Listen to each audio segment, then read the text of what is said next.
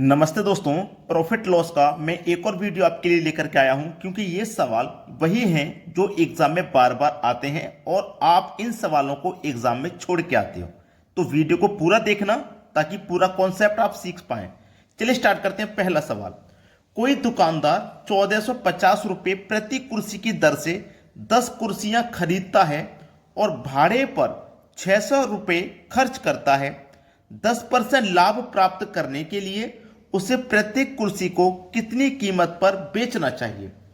प्रत्येक कुर्सी का मतलब है, देखो प्रत्येक कुर्सी का मतलब है एक कुर्सी को कितनी कीमत पे बेचना चाहिए। देखो, कोई दुकानदार 1450 रुपये प्रति कुर्सी, यानी कि प्रति कुर्सी का मतलब है दुकानदार 1450 रुपये की एक कुर्सी खरीद रहा है, ठीक है। और 10 कुर्सियों का भाड़े का खर्च कितना, 600 रुपये। 600 रुपये खर्च है 10 कुर्सियों के भाड़े का, तो एक कुर्सी का कितना हो जाएगा, 60 रुपया। यानी कि एक कुर्सी 1450 रुपये की है और उसका भाड़े का खर्च एक कुर्सी का 60 रुपया है। तो एक कुर्सी भाड़ा समेत कितने रुपए की पड़ेगी, ये पड़ेगी 1510 रुपये की। एक कुर्सी की कीमत 1510 रुपये है, ठीक है। तो ये कितने का मान है, ये 100 का मान है। भाई ये क्रय मूल्य ही तो है, तो क्रय मूल्य क्या होता है अपने आप में 100%, तो ये 100% का मान है। अब आपसे बोला है कि 10% लाभ प्राप्त करने के लिए प्रत्येक कुर्सी को कितनी कीमत पर बेचना चाहिए।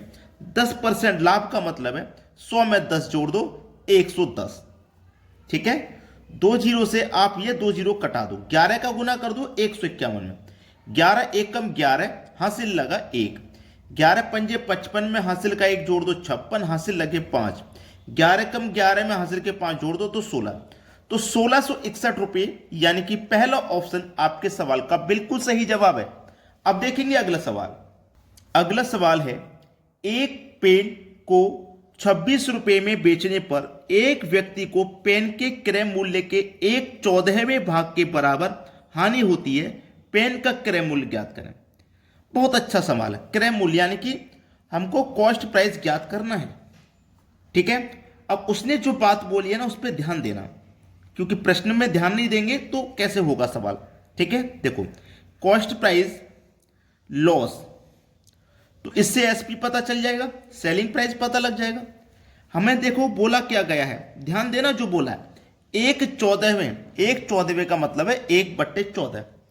अब इसका मतलब क्या है, 14 आपका सीपी यानी कि कॉस्ट प्राइस, और 14 पे 1 का लॉस, 14 पर 1 का लॉस, यानी कि 14 रुपए की चीज है उस पर 1 का लॉस होगा, तो हमारा सेलिंग प्राइस क्या हो जाएगा, सेलिंग प्राइस हो जाएगा हमारा 13 रुपये। भाई 13 रुपये में बेच रहे हैं, 14 रुपये की चीज को हम 13 रुपये में बेच रहे हैं, तभी तो 1 का लॉस हो रहा है। तो कॉस्ट प्राइस हमारा 14, लॉस हमारा 1 का, सेलिंग प्राइस हमारा 13। अब देखो यहां पे सेलिंग प्राइस कितना, 26 रुपये में बेच रहे हैं, तो यहां पे सेलिंग प्राइस 26 है, यहां सेलिंग प्राइस 13, रियल में 26, कितने गुना, आप कहोगे सर 2 गुना, तो ये भी 2 गुना हो जाएगा, ठीक है, और ये भी 2 गुना हो जाएगा। तो हमसे पूछा क्या, क्रय मूल्य, तो क्रय मूल्य हमारा कितना भाई, 28 रुपया, यानी कि बी ऑप्शन आपके सवाल का बिल्कुल सही जवाब है।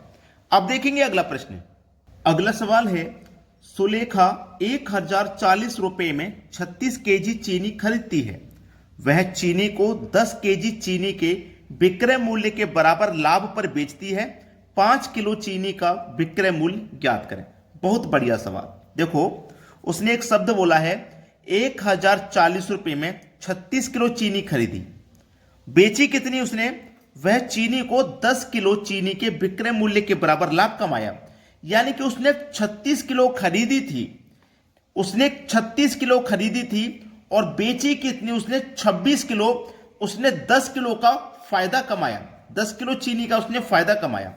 उसने 26 किलो बेची है, 1040 में खरीदी थी 36 किलो, 1040 में 36 किलो खरीदी थी और 1040 में उसने 26 किलो बेची है, तो 10 किलो चीनी के विक्रय मूल्य के बराबर लाभ उसने कमाया, ठीक है। यहां तक बात समझ में आ गई।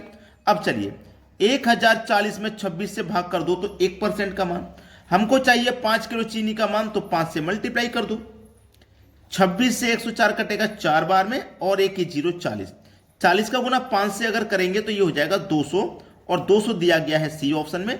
यह सवाल का सही आंसर है। अब देखेंगे अगला प्रश्न। अगला प्रश्न है, रजनी ने 22,500 रुपये में एक एलईडी टीवी सेट खरीदा।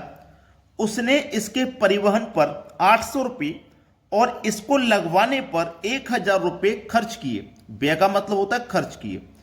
20% का समग्र लाभ अर्जित करने के लिए उसे इसको किस कीमत पर बेचना चाहिए? देखो ध्यान देना सवाल पर। 22,500 में उसने खरीदी, ठीक है। 800 रुपये परिवहन पर खर्च किए, यानी कि खरीद के लाने का खर्चा, जो भाड़ा उसने दिया 800 दिया। फिर जो मिस्त्री को बुला के उसने लगवाया तो 1,000 खर्च कर दिया। तो टोटल खर्चा उसका कितना हो गया? 22,500, 1,000 लगवाने का 23,500 और 800 भाड़े का 24,300। तो टोटल खर्चा उसका हुआ 24,300 रुपये का एक टीवी का। तो ये कितने का मान है? ये 100% का मान है। हमको चाहिए 20% का लाभ, तो 100 में 20 जोड़ेंगे तो मतलब 120, ठीक है। 0 से 1 0 ये हटा दो और 0 से 1 0 ये। 12 का गुना 0 से करो, 0 आ जाएगा। 12 तिया 36 का 6, हासिल लगे 3। 12 चौक 48 में हासिल के 3 जोड़ दो 51, हासिल के 5। 12 दूनी 24 में 5 जोड़ दो तो 29। 29 160, 29 160, यानी कि डी ऑप्शन आपके सवाल का बिल्कुल सही जवाब है। अब देखेंगे अगला सवाल।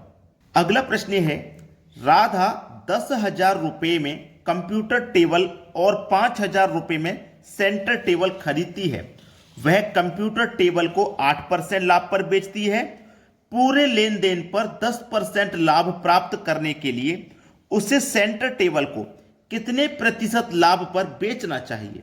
देखो 10,000 खर्च किए कंप्यूटर टेबल पर, 5,000 सेंटर टेबल पर, दोनों खर्चा मिला के किया है उसने 15,000। इस 15,000 पर लाभ चाहिए उसको 10% का, ठीक है। तो 15,000 का 10% आप निकालोगे तो ये हो जाएगा 1,500, यानी कि दोनों टेबल का मिला के उसको फायदा होगा 1,500 का। लेकिन लाभ उसने इस कंप्यूटर टेबल पर, यानी कि 10,000 की चीज पर उसने लाभ कितना प्राप्त किया है? 8% का। तो 10,000 का 8% हम निकालेंगे तो 0 से 2 0 गए, 100 का गुना 8 से करो मतलब 800, यानी कि दोनों पे मिलाकर के उसके 1,500 का फायदा होना था, लेकिन केवल कंप्यूटर टेबल पर उसको 800 रुपये का फायदा हुआ है। 1,500 में से 800 अगर हम माइनस कर देंगे तो बचेगा 700। ये 700 का जो फायदा है उसे सेंटर टेबल पर मिलेगा। ये जो 700 का फायदा है सेंटर टेबल पर मिलेगा। सेंटर टेबल कितने की है? 5,000 की है ना। हमको चाहिए प्रतिशत में, तो 100 से गुना करना पड़ेगा। 2 0 से 2 0 कटे, 1 0 से ये गया, 5 से कटा दो 70 को, तो कितने में 14 पंजे 70, 14 बार में कटेगा। तो इसका मतलब 14% का लाभ। ये आपके सवाल का हो जाएगा सही जवाब, डी ऑप्शन। अब देखेंगे अगला प्रश्न। अगला प्रश्न है, एक दुकानदार किसी वस्तु को अंकित मूल्य के 4/5वें भाग पर बेचता है और उसे 3 सही 1/3% की हानि होती है। यदि वह वस्तु को अंकित मूल्य पर बेचता है तो प्रतिशत का लाभ ज्ञात करें। निकटतम पूर्णांकतम, यानी कि इनमें से किसी के निकटतम आएगा, पूरा पूरा नहीं आएगा, निकटतम आएगा। चलिए प्रश्न को आराम से समझते हैं। एमआरपी बराबर सेलिंग प्राइस, ठीक है। प्रश्न को समझिएगा। 4/5 का मतलब है किसी भी वस्तु पर 5 रुपए लिखा हुआ है तो हम उसको कितने में बेच रहे हैं भाई? 4 रुपए में बेच रहे हैं, ठीक है।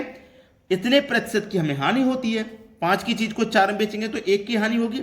यहां हमको हानि हो रही है इतने की, 3 तिया 9, 9 में जोड़ो 10/3, कितना हो जाएगा ये? 10 के बटे में 3, और ये प्रतिशत का साइन है, इसका मतलब यहां बटे में 100 हो जाएगा। तो 10/300, 10 एकम 10, 10 से कट जाएगा ये 30 बार, मतलब 1/30। 1/30 का मतलब 30 आपका कॉस्ट प्राइस और 30 पर 1 का लॉस। इसका मतलब हम उसे कितने में बेच रहे हैं भाई? 29 में बेच रहे हैं। 30 की चीज को हम 29 में बेचेंगे तभी तो 1 का लॉस है।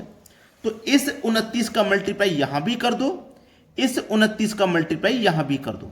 29 का गुना 5 से करोगे 145 आ जाएगा, 29 का गुना 4 से करोगे 116 आ जाएगा, ठीक है। एमआरपी उस वस्तु की 145 है, सेलिंग प्राइस 116 है, लेकिन हमें अभी तक कॉस्ट प्राइस नहीं पता। कॉस्ट प्राइस नहीं पता, हमको कॉस्ट प्राइस निकालना है, ठीक है।